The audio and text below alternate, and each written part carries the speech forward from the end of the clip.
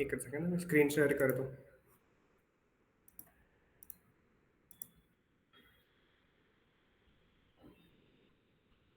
Screen दिसते सगळ्यांना?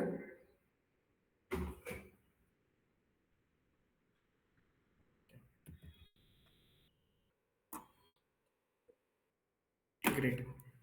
नमस्कार. मी गौतम महेश आठवले. मी पुण्यामध्ये असतो. माझं बॅकग्राऊंड असे की माझं BSc ॲग्रीकल्चर झालं आहे. त्याच्यानंतर माझं MBA फायनान्स झालं आहे. फायनान्स आणि ॲग्री बिझनेस मॅनेजमेंट. त्याच्यानंतर मी गेले 3-3.5 वर्ष आता NCDX बरोबर आहे. तर याच्यामध्ये आपण आज जे शिकणार आहोत, ते आपण इतके दिवस आपण हेजिंग डेस्क हा एक NCDX आणि स्मार्ट प्रकल्प यांनी एकत्र मिळून स्थापन केलेली एक संस्था आहे. याच्या मार्फत आपण शेतकऱ्यांना वायदे बाजाराबद्दल प्रशिक्षण देत असतो. आपली ऑनलाईन ट्रेनिंग्सही होतात. ही साधारण 15 दिवसांनी किंवा प्रत्येक आठवड्याला होतात आणि आपली जी ऑफलाईन सेशन्स होतात, ती प्रत्येक जिल्ह्याला त्या जिल्ह्याच्या लोकेशन्सला जिथे स्मार्टचं DIU आहे, डिस्ट्रिक्ट इम्प्लिमेंटेशन युनिट, तिथे आपली ऑफलाईन ट्रेनिंग होत असतात. त्यापैकी आता पुणे, सातारा, अमरावती, वाशिम, अकोला, बुलढाणा, यवतमाळ, त्याच्यानंतर हिंगोली, परभणी, बीड, ठाणे ह्या 11 लोकेशन्सवर आपली ऑलरेडी ट्रेनिंग झाली आहे. आता आपली जी पुढची ट्रेनिंग जी आहेत त्याच्यामध्ये संभाजीनगर, त्याच्यानंतर जालना, अहिल्यानगर, त्याच्यानंतर लातूर, उस्मानाबाद, धाराशिव, त्याच्यानंतर नांदेड, सांगली आणि सोलापूर ही आपली पुढच्या 10-15 दिवसामध्ये आपण प्लॅन करतोय. त्याच्या डेट्स मी तुम्हाला सगळ्यात शेवटी आपण डिस्कस करूया. तर आपण ह्याच्यावरती आज आपण जे काही शिकणार आहोत की वायदे बाजार काय असतो किंवा वायदे बाजार याच्यामधून शेतकऱ्यांना कशा अमर्याद संधी उपलब्ध आहेत. तर यासाठी मुद्दामून आपण हे असं सेशन ठेवलंय.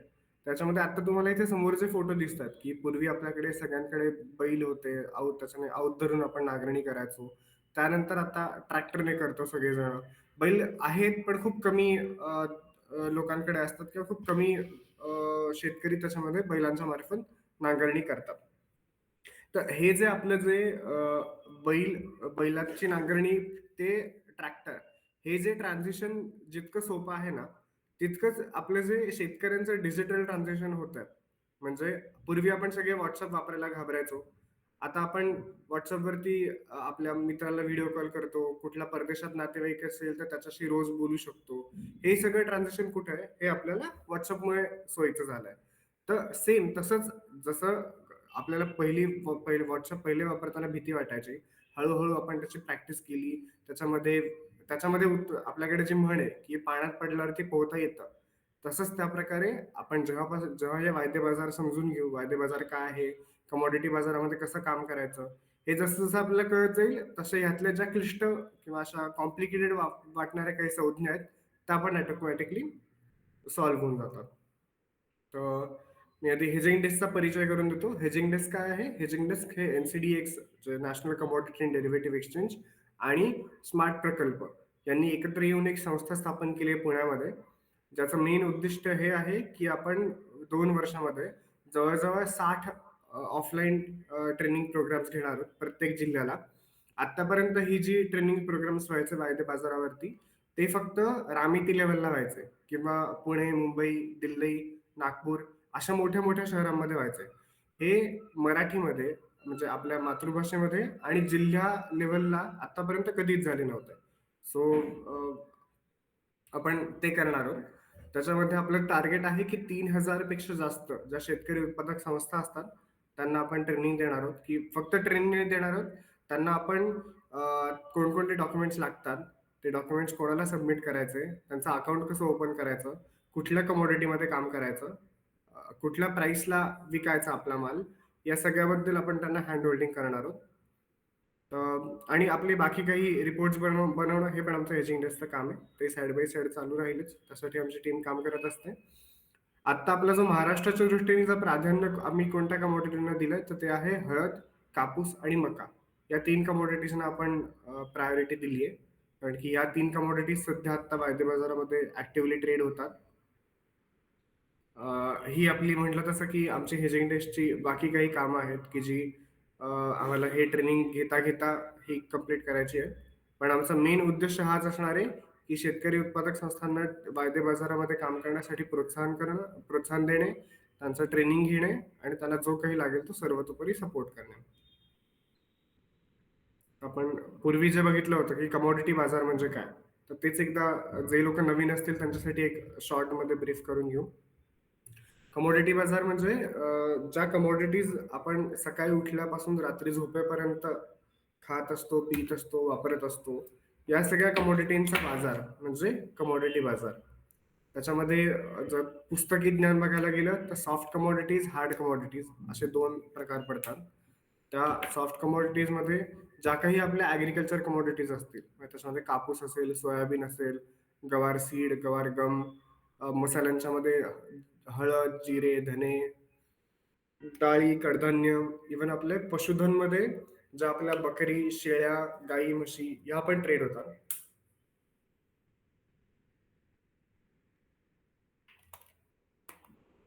आपल्या नॉन ऍग्रिकल्चर मध्ये जे काही मेटल्स असतात त्याच्यामध्ये सोनं असेल, चांदी असेल, अल्युमिनियम, कॉपर, निसर्ग वायू, आपला नॅचरल गॅस, पेट्रोलियम, हे सगळ्या कमोडिटीज अकृषीमध्ये येतात.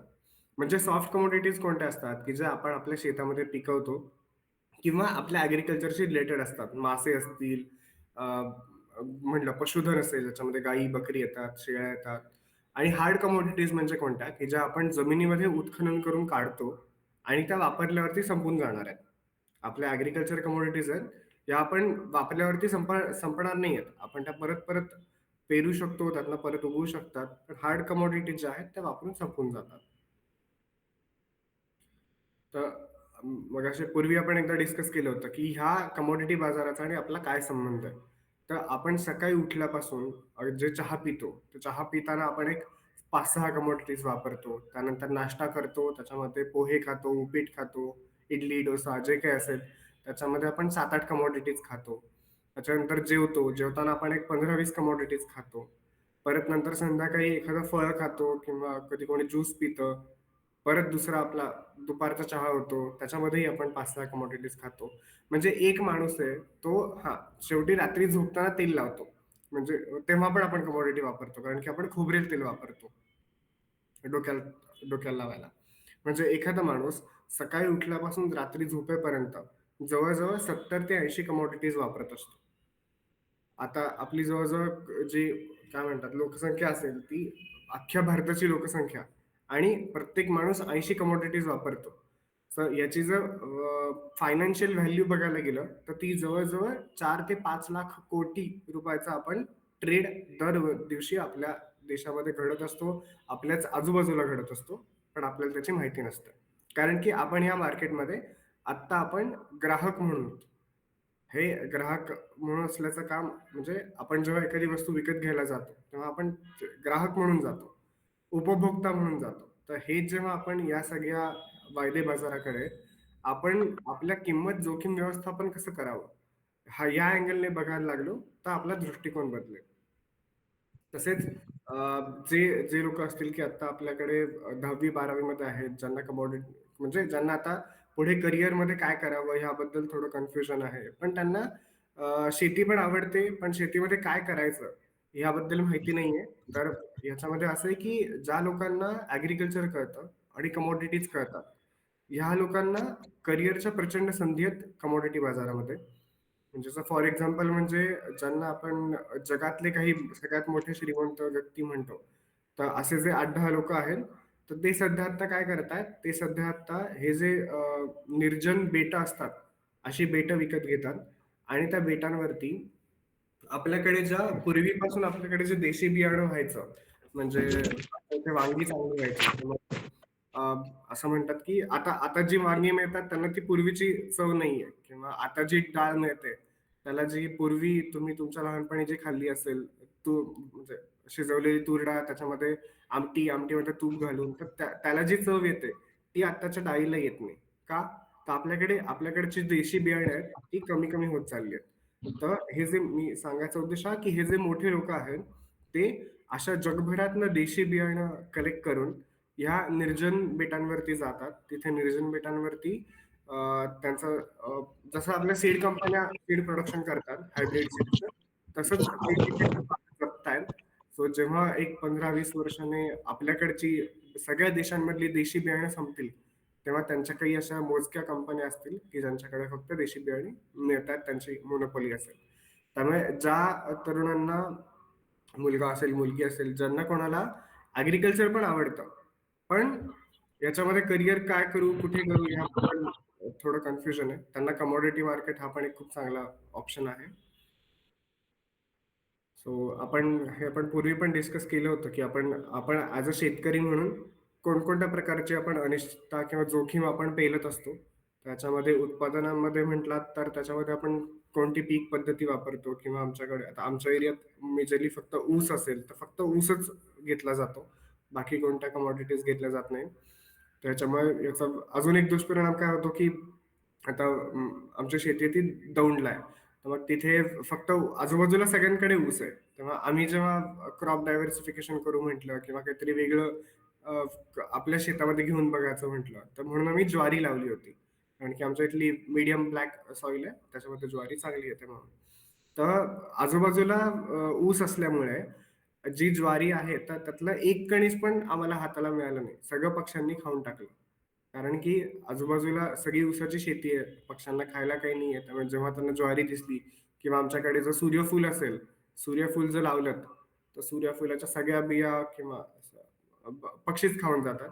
तर हा आपल्या इथल्या पीक पद्धतीचा प्रकार आहे, की ज्याला ॲग्रीकल्चरच्या भाषेमध्ये मोनोक्रॉपिंग म्हणतात, की एक पीक घेतलं तर तेच आपल्याकडे कंटिन्युअसली घेतलं जातं. त्याच्यामुळे मातीचीही हानी होते व जे रिसोर्सेस असतात, म्हणजे पाणी असेल, हवा असेल, जास्तीत जास्त पेस्टिसाइड्स वापरायला लागतात किंवा हे तो सगळे मोनोक्रॉपिंगचे दुष्परिणाम आहेत ते आपल्याला सहन करायला लागतात. त्याच्यानंतर हवामानाचा धोका असतो. आता रिसेंटली जे काही पावसाचं आपण बघितलं सगळ्यांनीच. आपल्याकडे अमरावती रिजनमध्ये असेल किंवा बीडच्या भागात असेल, जो प्रचंड पूर आला. त्यामुळे कापूस, सोयाबीन ह्या पिकांचं खूप नुकसान झालं. तर त्यानंतर रोग आणि किडी यांचा प्रादुर्भाव आपल्याकडे होत असतो. आपल्याकडे प्रामुख्याने म्हणायला झालं तर कापसामध्ये जी बोंडअळी असते, तिचा प्रादुर्भाव खूपच जास्त आहे किंवा अजूनही होत असतो. जरी बीटी कॉटन आपण लावला, तरी त्या बीटी कॉटनमध्ये तो तो एक वेगळा केस स्टडीचा मुद्दा आहे, की त्याचा सक्सेस का फेल्युअर त्याबाबत आपण म्हणजे निवांत चर्चा करू शकतो, एवढा मोठा विषय आहे तो. सो हे कीड, रोग हे पण आपल्या इथे कायम येत असतात. जे लागवडीखालील क्षेत्र आहे. त्याच्यानंतर आपण ॲग्रीकल्चरमध्ये आपली एकच ॲग्रीकल्चर इकोसिस्टम ही अशी एक इकोसिस्टम आहे, की ज्याच्यामध्ये मी एखादं धान्य प्रोड्यूस करतोय, मी एखादं धान्य पिकवतोय, तर याला किती रेट मिळेल, हे मी ठरवू शकत नाही. ह्याला हा रेट जातो व्यापाऱ्याच्या हातात. आता फॉर एक्झाम्पल मी हा पेन मॅन्युफॅक्चर करतो. तर हा पेन कितीला विकायचा, हे मी ठरवतो. तसं आपल्याकडे ॲग्रीकल्चरमध्ये आपण काहीही पिकवलं, तरी आपण काय करतो, आपण ते ए-पी-एम-सीमध्ये घेऊन जातो. तिथे बाकीच्या किती लोकांचा, कोणकोणत्या भागातनं किती माल आला असेल, याच्यावरनं विक्रेता ठरवणार, की आपल्या मालाला किती रेट द्यायचा किंवा त्याच्यामध्ये कसा भाव करायचा, मग किती मॉइश्चर जास्त आहे, काडी कचरा जास्त आहे, याच्यावरनं जो तोलमोल करायचा आणि शेवटी आपल्याला जो त्याला रेट हवाय, तो रेट द्यायचा. हे सध्या आपल्याकडे चालतं. तर वायदे बाजार हे असं एकच टूल आहे, की ज्याच्यामध्ये जे शेतकऱ्यांना अशी पॉवर देतं, की तुम्ही एखादी गोष्ट पिकवताय, तर त्याला किती रेट मिळेल, हे तुम्ही ठरवू शकता.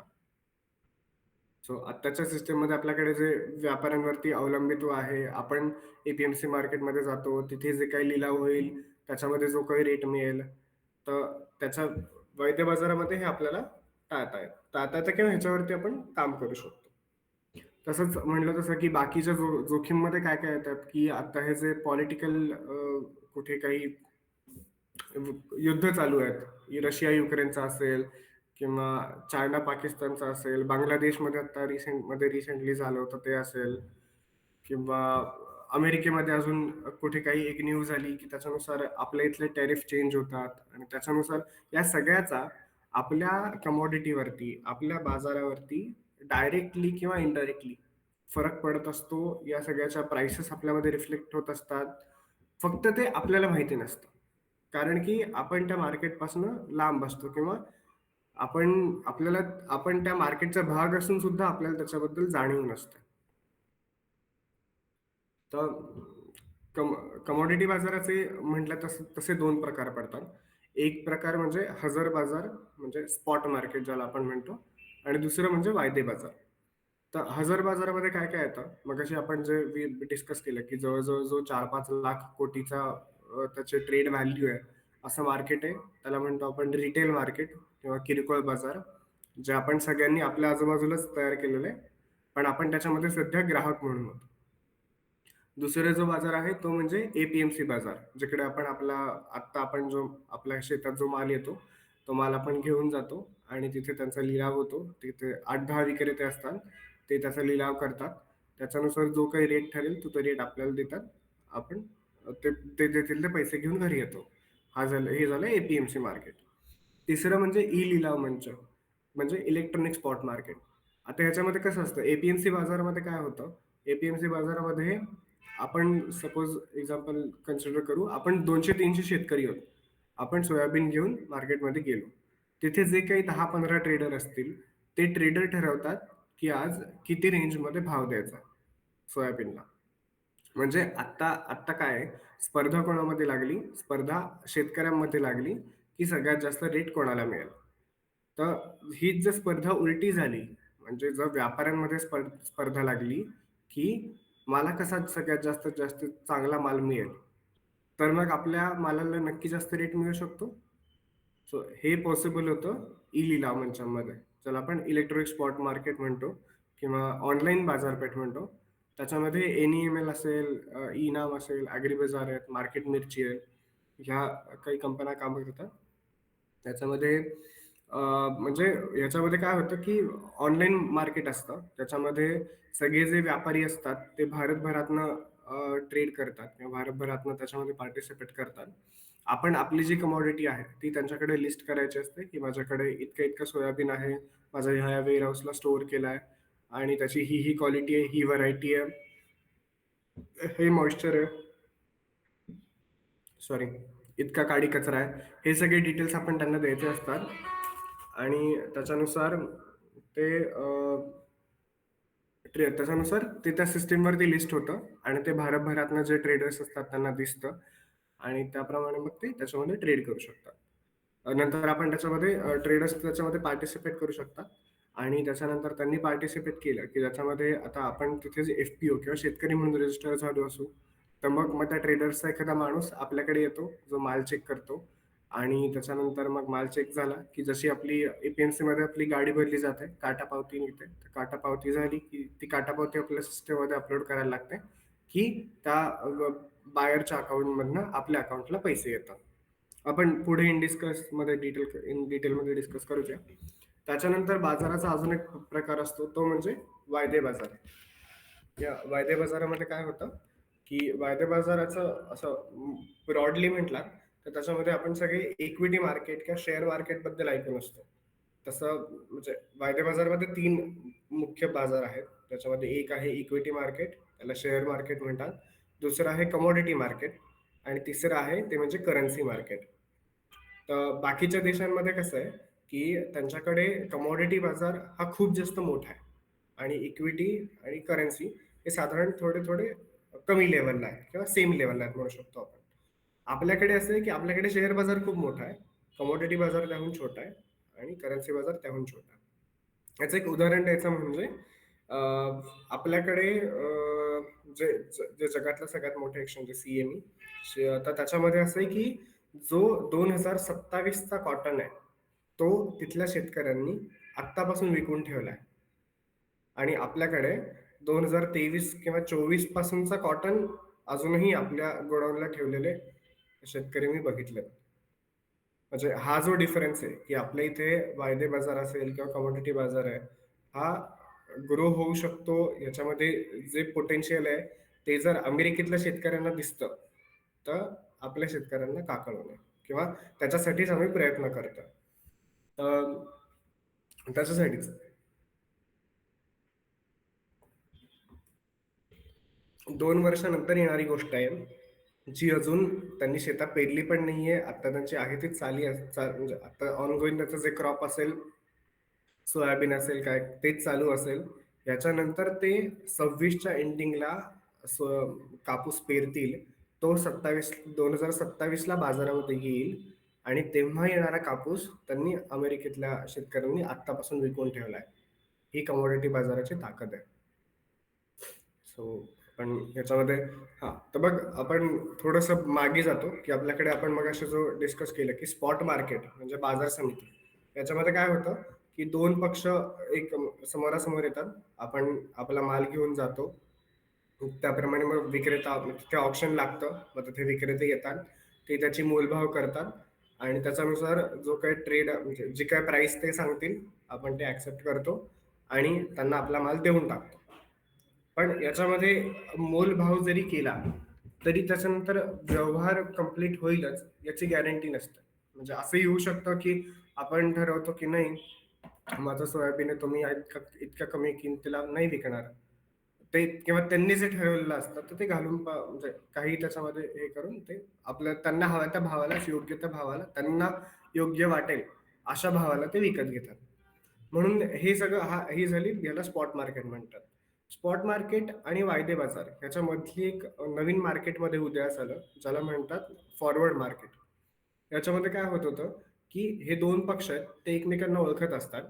ते ठरवतात, की म्हणजे एखादा सपोज एक्सपोर्टर असेल, तर तो असं ठरवतो, की मला 6 महिन्यानंतर एखादी माझी एक्सपोर्टची शिपमेंट आहे. त्याच्यासाठी मला XYZ सोयाबीन असेल किंवा मका असेल, कुठलीतरी कमोडिटी हवी आहे.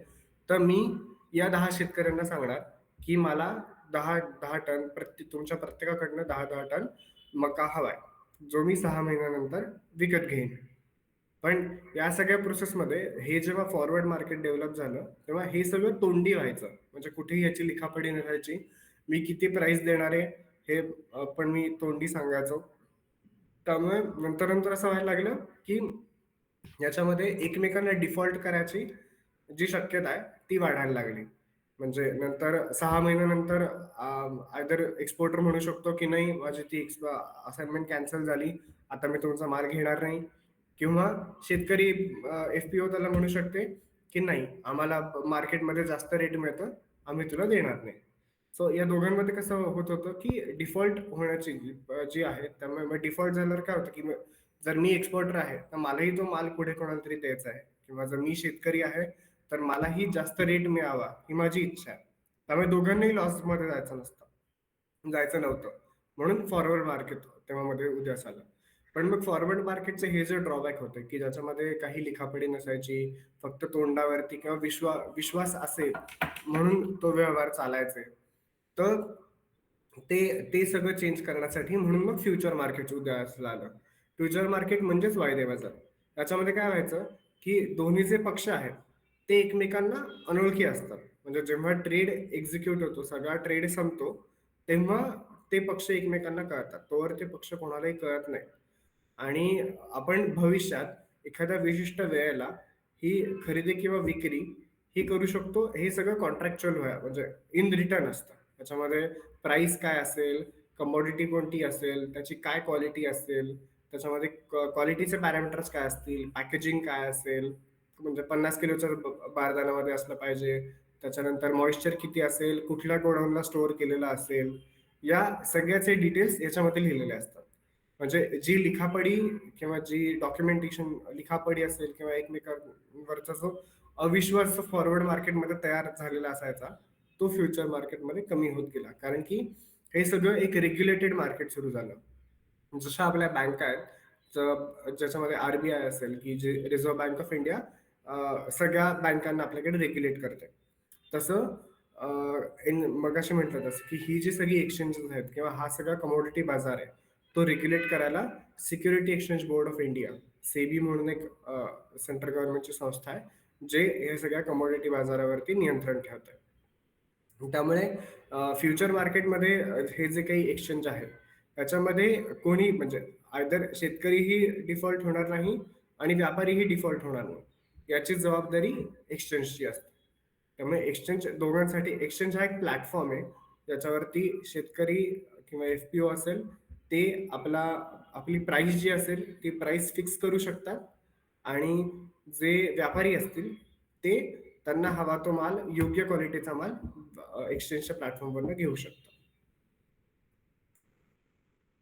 सो शेतकऱ्यांसाठी काय फायदे आहेत वायदे बाजाराचे?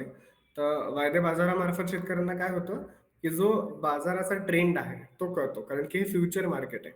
याच्यामध्ये आता सपोज आत्ता चालू आहे, आपण जून-जुलैमध्ये जेव्हा हळद लावली असेल, ती हळद काढणीला कधी येईल?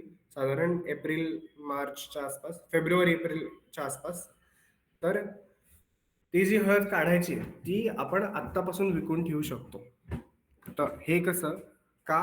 तर आपल्याला जेव्हा इन्सिडेक्सच्या आपण वेबसाईटवरती जाऊ, तिथे आपल्याला एप्रिलचे 2026चे टर्मरिकचे फ्युचर कॉन्ट्रॅक्ट दिसतात. त्याच्यामध्ये आत्ता काय प्राइस आहे, त्याची ट्रेड होतीये हे पण आपल्याला दिसतं. म्हणजे जो आपल्याला फ्युचरमध्ये बाजाराचा जो कल आहे किंवा कुठल्या साईडला बाजार राहणार आहे, बाजार वाढेल का कमी होईल, याची आपल्याला आगाऊ माहिती मिळते. त्याच्यानंतर मागणी आणि पुरवठा याबाबत जागतिक माहिती काय आहे किंवा आत्ता ह्या कमोडिटीमध्ये काय डेव्हलपमेंट झाले आहेत, कुठल्या देशाची काय पॉलिसी आहे, याची सुद्धा म्हणजे एन-सी-डी-एक्स असेल तर त्याच्यावरती जी त्याच्या प्रॉडक्टमध्ये जे प्रत्येक प्रॉडक्ट्स आहेत, त्याच्यामध्ये हळद असेल, जिरं, टर्मरिक आहे, गवार सीड, गवार गम, या सगळ्या प्रॉडक्ट्सच्या प्रत्येक प्रॉडक्टमध्ये एक कॉन्ट्रॅक्ट स्पेसिफिकेशन असतं. त्याच्या इथे त्यांच्यामध्ये जगामध्ये काय आता डिमांड आणि सप्लायचा काय रेशो आहे ह्याबद्दल डेटा माहिती दिला असतो आणि त्याच्यावरनं आपण अभ्यास करू शकतो, की फ्युचर ट्रेंड काय राहणार आहे बाजाराचा. त्याच्यानंतर मला जर आता हे माहिती आहे, की फ्युचर ट्रेंड काय असणार आहे आणि कुठल्या कमॉडिटीला पुढे एक 8-10 महिन्याने जास्त चांगला रेट मिळणार आहे. तर त्याप्रमाणे मी आत्ता त्याचं प्लॅनिंग करून आत्ता ते पीक लावू शकतो. ही जी संधी आहे, ही आपल्याला वायदे बाजार देतं. त्यानंतर मी मगाशी म्हटलं तसं, की आत्ता मी सपोज जून-जुलैमध्ये सोयाबीन लावतोय, जे मी ऑक्टोबर-नोव्हेंबरमध्ये काढणार आहे. तर जेव्हा मी एखादी कमोडिटी काढणार आहे, तेव्हा म्हणजे हार्वेस्टिंग करणार आहे, तेव्हा त्याला काय दर मिळेल, मी आत्ता पेरणी करतानाच फिक्स करू शकतो.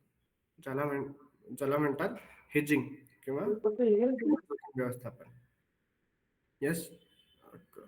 सॉरी?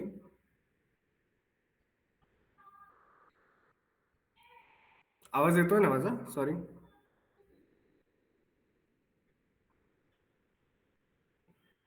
येतोय येतोय. हो येते सर. हो सर. ठीक आहे. हं. तर वायदे बाजार का गरजेचा आहे?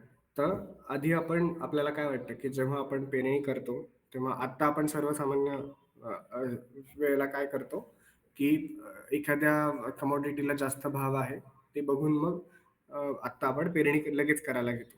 पण जेव्हा आपण पेरणी करतो, तेव्हा आपण त्याला काढणी करताना काय भाव असेल, याचा फार कधी विचार केला जात नाही. त्यामुळे जेव्हा आपण पीक काढतो, तेव्हा त्याचे भाव घसरणार ही आपल्याला कायम भीती असते. तर ह्या भीतीवरती मात करण्यासाठी आपण काय आहे, एन-सी-डी-एक्स असेल, एम-सी-एक्स असेल, यासारखी जी कमोडिटी एक्सचेंज असतात, त्याच्यावरती ज्या कमोडिटीज ट्रेड होतात, त्याच्यावरती जर आपण आलो, त्या प्लॅटफॉर्मवरती आपण अकाउंट काढून रजिस्टर केलं, तर ज्या कमोडिटीजमध्ये आपण काम करतो, अशा कमोडिटीजमध्ये आपण पेरणी करताना जो आपल्याला काढणी करताना जो भाव हवा आहे, तो भाव आपण निश्चित करू शकतो. आणि एकदा का ती प्राइस लॉक झाली, की आपलं जे मेन काम आहे, ज्याच्यामध्ये आपलं एक्सपर्टीज आहे, की जास्तीत जास्त चांगल्या क्वालिटीचं प्रोडक्शन कसं काढता येईल, याच्यावरती आपण सगळे फोकस करू शकतो. आणि जी किंमत जोखीम व्यवस्थापन म्हणजे जी आपण प्राइस लॉक केली आहे, ती प्राइस आपल्याला जेव्हा आपण ॲट द एंड जेव्हा आपण हार्वेस्टिंग करायला जाऊ, तेव्हा ती प्राइस मिळणार आहे. यालाच म्हणतात हेजिंग. हेज म्हणजे काय? हेज म्हणजे कुंपण, म्हणजे संरक्षण. हेज म्हणजे एखादं आपण घराभोवती असेल, तर ज्याला आपण कुंपण असेल,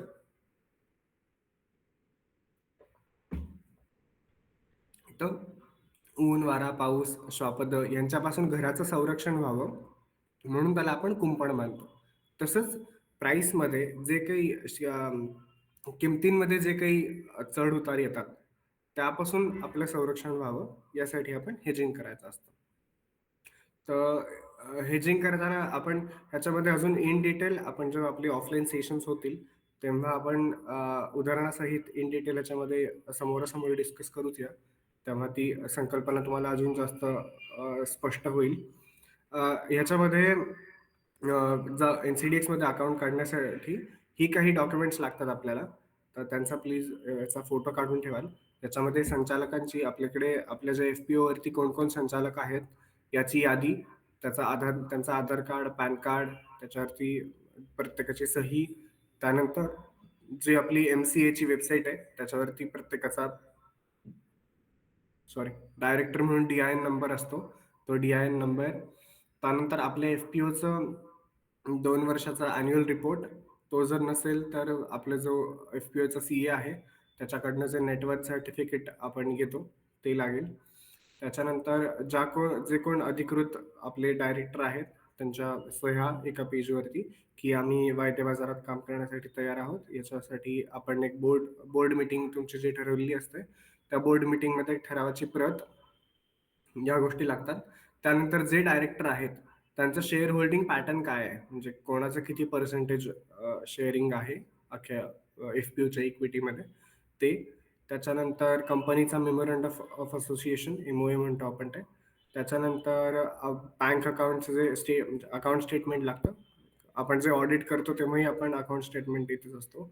आणि कंपनीचा ॲड्रेस प्रूफ लागतं. मग त्याच्यामध्ये कंपनीचं पॅन कार्ड असेल किंवा जेव्हा कंपनी रजिस्टर केली असेल, कधी आत्माच्या अंडर केली असेल किंवा एम-सी-एच्या अंडर केली असेल, तर त्याचे डिटेल्स आणि एक कॅन्सल्ड चेक आणि बँक अकाउंटचे डिटेल्स. एवढी गोष्ट आपल्याला वायदे बाजाराचा अकाउंट ट्रेड करायला, एन-सी-डी-एक्समध्ये ट्रेडिंग करायला ह्या गोष्टी आपल्याला लागत असतात. तर आपण जो मगाशी डिस्कस करत होतो, की इलेक्ट्रॉनिक स्पॉट मार्केट म्हणजे एन-ई-एम-एल, ज्याच्यामध्ये काय होतं, की जे आत्ता जी स्पर्धा आपल्यामध्ये लागली, शेतकऱ्यांमध्ये लागलेली आहे, की आपल्याला सगळ्यात जास्त रेट कसा मिळेल, त्याच्याऐवजी स्पर्धा जेव्हा विक्रेत्यांमध्ये लागेल, की त्यांना सगळ्यात जास्त चांगला माल कोण देईल, असं जेव्हा होतं, तेव्हा आपल्याला सगळ्यात जास्त रेट मिळायची शक्यता असते. तर हे काम करण्यासाठी एन-ई-एम-एलनी कृषीवेध म्हणून एक प्रायव्हेट त्याचं ॲप्लिकेशन आहे. ज्याच्यामध्ये काय होतं, की आपण शेतकरी म्हणून तिथे रजिस्टर करायचं असतं. त्याच्यासाठी शेतकऱ्यांना फक्त ₹118 रजिस्ट्रेशन चार्जेस आहे आणि तुमची एफ-पी-ओ रजिस्टर करायची असेल तर काहीतरी ₹216 रजिस्टर द्यायला लागतात. त्याच्यामध्ये जेव्हा तुम्ही Googleवरती जाल, आपण Play Storeवरती जसं आपण WhatsApp डाउनलोड करतो Play Storeमधनं, तसंच कृषीवेध म्हणून ॲप्लिकेशन आहे. ते ॲप्लिकेशन डाउनलोड करायचं. त्याच्यामध्ये युजर आयडीमध्ये आपला फोन नंबर टाकायचा. त्यानंतर एक ओ-टी-पी जनरेट होतो. तो ओ-टी-पी टाकला की आपल्याला पासवर्ड देता येतो. मग तो पासवर्ड दिला की त्याच्यानंतर हे पुढे म्हणजे हे जे बेसिक डिटेल्स आहेत, नाव असेल, ईमेल आयडी असेल, हे सगळे आपल्याला द्यायला लागतात. हे झालं की आपलं बेसिक रजिस्ट्रेशन पूर्ण झालं. त्याच्यानंतर हे बेसिक रजिस्ट्रेशन पूर्ण झालं की हे जे सबमिट केलेली डॉक्युमेंट्स असतात, त्याच्यामध्ये एक 8-10 4-5 डॉक्युमेंट्स लागतात. एफ-पी-ओची तीही ह्याच्यामध्ये द्यायला लागतात. त्याची लिस्ट आहे पुढे दिलेली.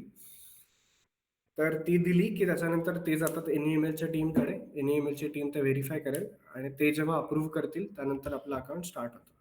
आपलं अकाउंट स्टार्ट होतं त्याच्यामध्ये काय होतं, की आपल्याला अशा विंडोज दिसतात आपल्याला सिक्वेन्शियली, ज्याच्यामध्ये आपल्याकडे आपण कोणत्या कमोडिटीमध्ये काम करतोय. मी कापूसमध्ये करतोय, सोयाबीनमध्ये करतोय, चनामध्ये करतोय.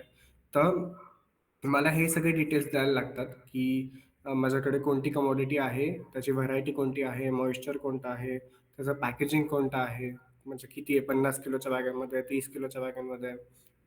त्यानंतर कुठल्या लोकेशनला स्टोअर केलं आहे, मी डिलिव्हरी कधी देणार आहे.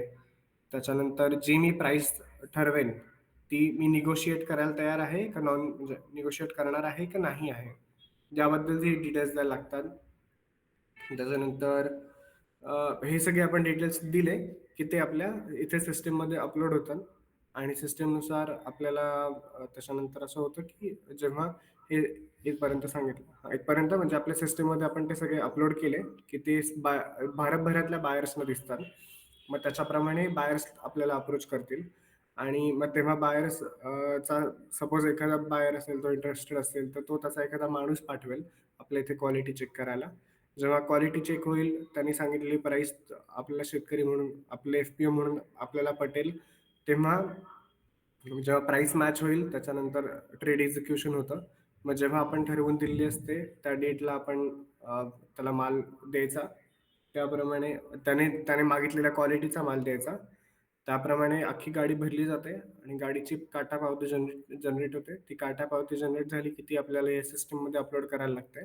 त्याप्रमाणे जेव्हा ती काटा पावती आपण सिस्टममध्ये अपलोड करू, तेव्हा त्याच्या अकाउंटमधनं आपल्या अकाउंटला पैसे येतात. तर याच्यामध्ये एक सांगायचं राहिलं, की जेव्हा आपण NCD मध्ये रजिस्ट्रेशन करणार आहोत, तेव्हा बॅकएंडला आपल्याच एफ-पी-ओच्या नावाने एक बँक अकाउंट क्रिएट केलं जातं. जे आपल्या एफ-पी-ओचंच अकाउंट असतं, फक्त NAML काढून जातं. जसं जसं तुमचं काढून देतं एफ-पी-ओचं, तसं ट्रेडरचं सुद्धाही काढलेलं असतं.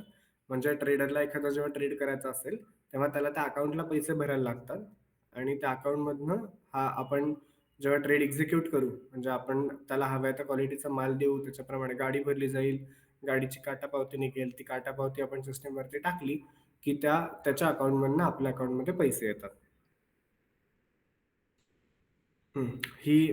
हे 5 डॉक्युमेंट्स लागतात. NEMLच्या कृषीवेदमध्ये अकाउंट ओपन करायला सर. एफ-पी-ओ असेल म्हणजे एफ-पी-ओला कोण-कोण डायरेक्टर आहे, त्यांचा आधार कार्ड, पॅन कार्ड, फोटो, त्यांच्यानंतर त्याची बोर्ड ठरावाची प्रत, की आम्ही NEMLमध्ये काम करायला तयार आहोत आणि कंपनीचं जे रजिस्ट्रेशन आपण केलं असेल, नोंदणीचं प्रमाणपत्र, GST सर्टिफिकेट आणि कंपनीचा ॲड्रेस प्रूफ. हे डॉक्युमेंट्स आपल्याला NEMLमध्ये काम करायला लागतात. आणि मग असे म्हटलं तर की हे डॉक्युमेंट्स आहेत, हे आपल्याला NCDX मध्ये काम करायला लागतात. तर ह्या दोन्ही डॉक्युमेंट्सचे ह्याचा तुम्ही स्क्रीनशॉट काढून ठेवा. जेव्हा तोपर्यंत ही डॉक्युमेंट्स तुम्ही गोळा करा आणि आम्हाला पाठवा. आम्ही त्याप्रमाणे पुढे अकाउंट ओपन करण्यासाठी हे करू. आणि काही याच्यामध्ये आपल्याला अजून डिटेलिंग डिस्कस करायचं असेल, तर जेव्हा आपण ऑफलाईन आपले सेशन्स होणार आहेत, तेव्हा आपण डिस्कस करूच या. आणि त्याच्यानंतर हा माझा फोन नंबर आहे. मी NCDXच्या म्हणजे हेजिंग डेस्कमध्ये रिस्क अनालिस्ट म्हणून काम करतो. त्याच्यानंतर आमचं ऑफिस आहे हेजिंग डेस्कचं पुण्यामध्ये, भुसारी कॉलनी, कोथरूडच्या इथे. तर कधी म्हणजे तुम्ही आलात पुण्यात तर नक्कीच भेटून आपण डिस्कस करू शकतो.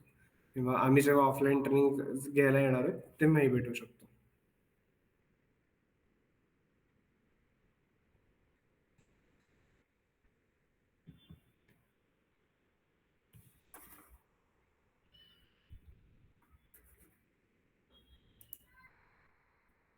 कोणाचे प्रश्न आहेत काही?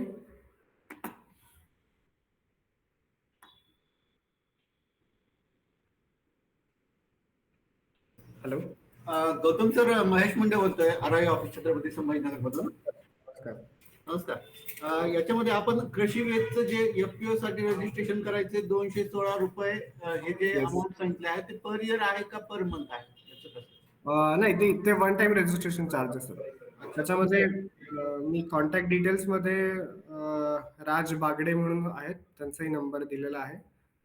ते रजिस्ट्रेशनची सगळी प्रोसेस बघतात. तुम्ही इन डिटेल त्यांना विचारू शकता, पण माझ्या मते तरी हे वन टाइम रजिस्ट्रेशन चार्ज असतात, इयरली नाही. Okay sir. आपण जे NCDX मध्ये अकाउंट ओपनिंग करण्यासाठी जे डॉक्युमेंट सांगितलेले आहेत, ते Annexure 1 आणि Annexure 2 जे आहेत, त्याचा सॉफ्ट कॉपी किंवा काही हे असतील मी ग्रुपवर पाठवतो सर. आहे आपल्याकडे, ग्रुपवर पाठवतो.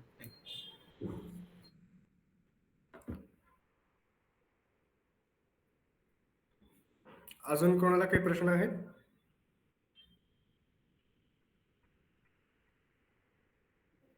सर, विदर्भ समृद्धी जानेफळ.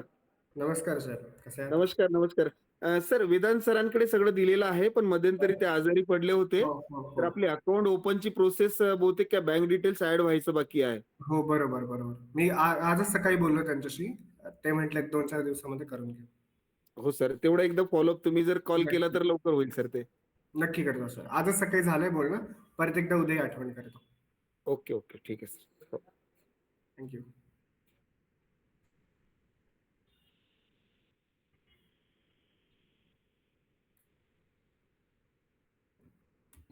अजून कोणाचे काही आहेत प्रश्न?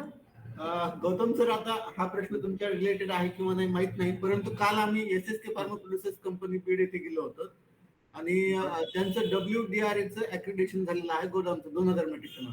बरं. आता त्यांना आपल्या NEML सोबत वखार पावती योजनेकरिता हे करायचंय, लाभ घ्यायचा आहे.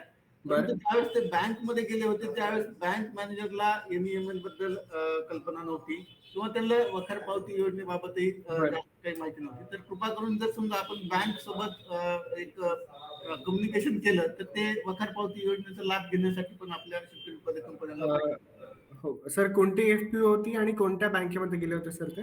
SSK farmer producers company, SSK farmers. Okay. Bank of महाराष्ट्राचे त्या ठिकाणी प्रतिनिधी होते. मी बँक तुम्हाला कन्फर्म करून सांगतो, पण SSK farmer producers company, Yusuf Padgaon, taluka Kaij, जिल्हा बीड. बर. गौतमजी, हा. पुढच्या आठवड्यामध्ये जी आहे ट्रेनिंग त्याच्याबद्दल पण जरा माहिती द्या.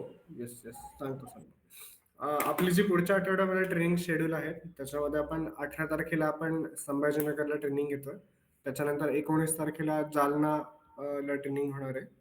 त्याच्यानंतर 20 तारखेला अहिल्यानगर इथे आपलं ट्रेनिंग होणार आहे. आणि 24 तारखेला 24 नोव्हेंबरला नांदेडला, त्याच्यानंतर 25 नोव्हेंबरला लातूर, 26 नोव्हेंबरला धाराशिव, 27 नोव्हेंबरला सोलापूर आणि 28 नोव्हेंबरला सांगली. या लोकेशन्सवरती आपली ट्रेनिंग होणार आहेत. तर जे कोणी शेतकरी उत्पादक संस्था इंटरेस्टेड असतील किंवा वायदे बाजार म्हणजे काय, याच्यामध्ये कसं काम करायचं आणि आपलं किंमत जोखीम व्यवस्थापन कसं करता येईल, एखाद्या ह्या किमतीमध्ये जे काही चढ होतात त्याच्यापासून आपल्याला कसं संरक्षण देता येईल, याबद्दल जाणून घ्यायला नक्की या.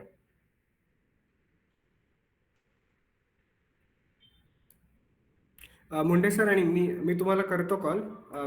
हे जरी NERL जरी बघत असलं, NCDX E report, national E repository limited, NERL बघतोय ENWRचं काम, बट त्याच्यामध्ये जे काय आहे ते मी तुम्हाला कन्सर्न पर्सन देतो, तुम्ही त्यांच्याशी एकदा कनेक्ट करा. ओके. सर, आणखी एक रिक्वेस्ट अशी होती की आपण NCDX ची वेबसाईट थोडस आम्हाला दाखवू शकाल का, किंवा तिचा डेमो काही बघता येईल का ऑनलाईन, जर वेळ असेल? हा, बघतो, दाखवतो. ट्रेड नाही आपल्याला करता येणार, पण वेबसाईट तर दाखवू शकतो. नाही, ट्रेड नाही, फक्त जनरल इन्फॉर्मेशन की बाबा या कमोडिटीचे भाव आपल्याला फीचर्स मध्ये कसे बघायचे किंवा कोणती कमोडिटी कशी लिस्ट केली जाते याबद्दल थोडीशी माहिती मिळेल. माझा स्क्रीन दिसतो सगळ्यांना? हा, दिसतोय.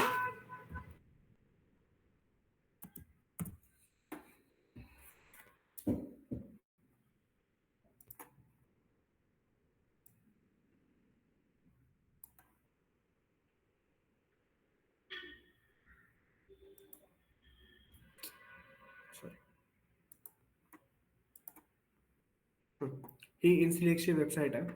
याच्यामध्ये ह्या ज्या काही फ्युचर मधल्या कमोडिटी आहेत त्या इथे लिस्ट केलेल्या असतात.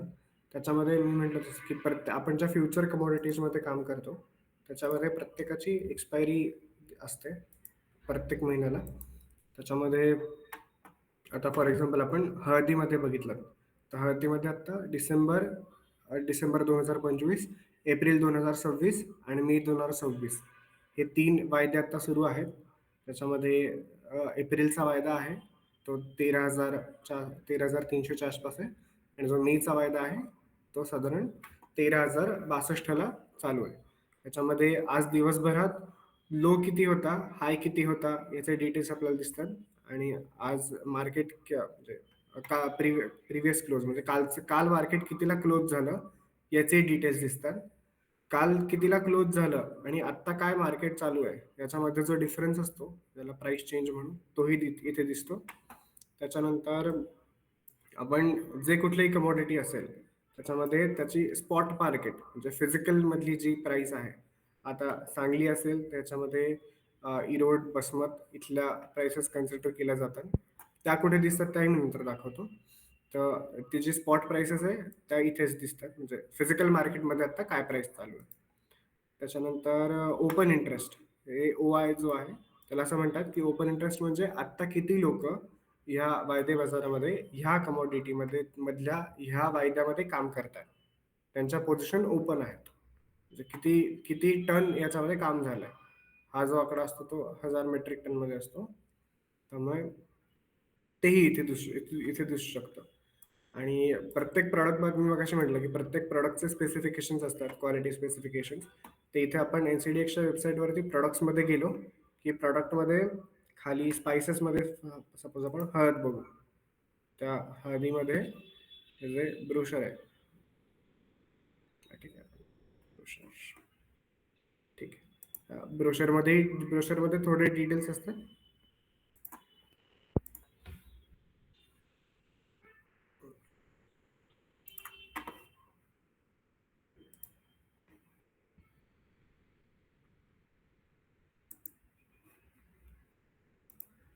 एक मिनिट.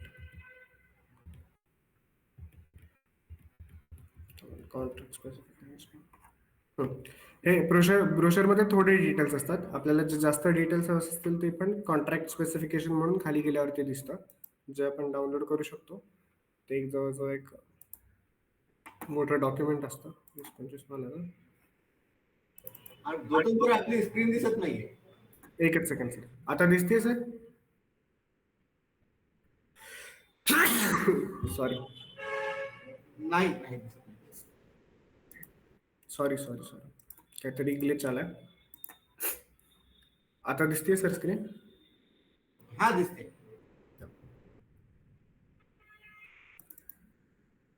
आताच दिसते ना सर स्क्रीन?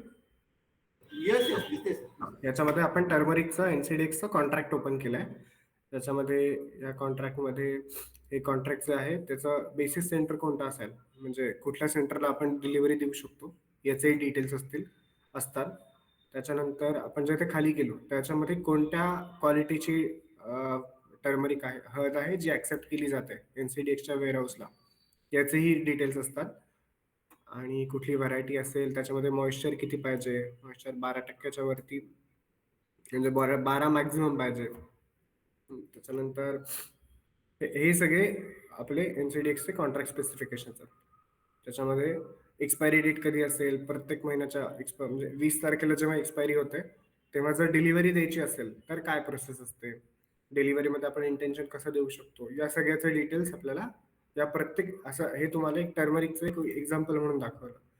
असं आपल्या जी बाकीच्या ह्या सगळ्या कमोडिटीज आहेत त्याच्यामध्ये त्या प्रत्येकाचे कॉन्ट्रॅक्ट स्पेसिफिकेशन्स दिसतात.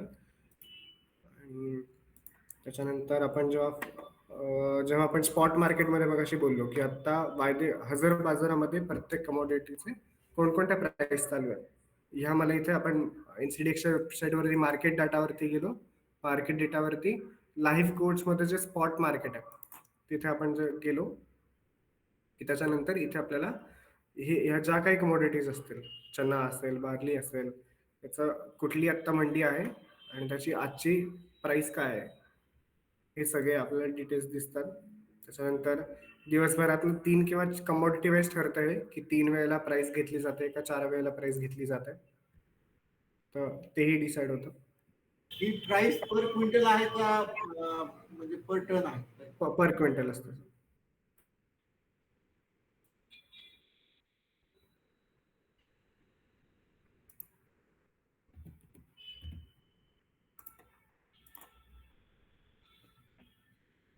आता फॉर एक्झाम्पल हळदीचं बघितलं तर ही निजामाची प्राइस आहे, 3:10 अपडेट झाली आजची, 14,981. ही प्राइस आता आज निजामाच्या मार्केटला मिळते. सो अशा आपल्या सगळ्या कमोडिटीजचा जो काही स्पॉटचा डेटा आहे किंवा जो स्पॉट मार्केटमध्ये आता काय चालू आहे, किंवा कुठल्या जिऱ्याला उंजामध्ये किती रेट आहे, चण्याला किती रेट आहे, कॉटन सीड म्हणजे आपली जी सरकी पेंड असते त्याला किती रेट आहे, धनिया असेल, गवार सीड, गवार गम, इसबगोल, मका, मक्याला सांगलीत किती रेट आहे, या सगळ्याचे डिटेल्स आपल्याला इथे मिळतात. हे सगळ्यांसाठी म्हणजे एनसीडीएक्सच्या वेबसाईटवरती पब्लिश केलेलं असतं.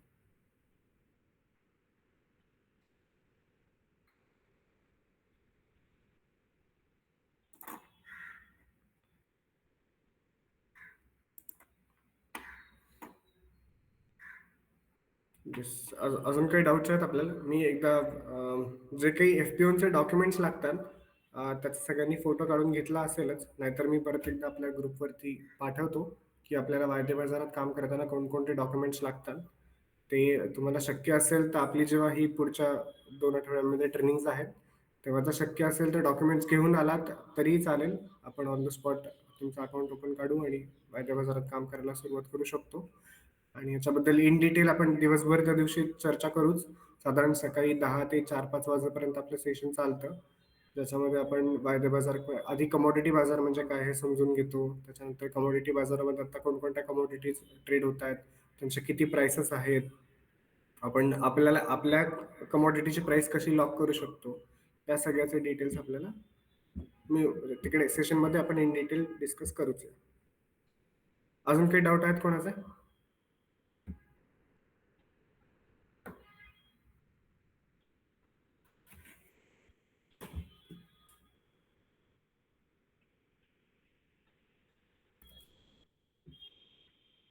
कोणाचा काही प्रश्न आहे?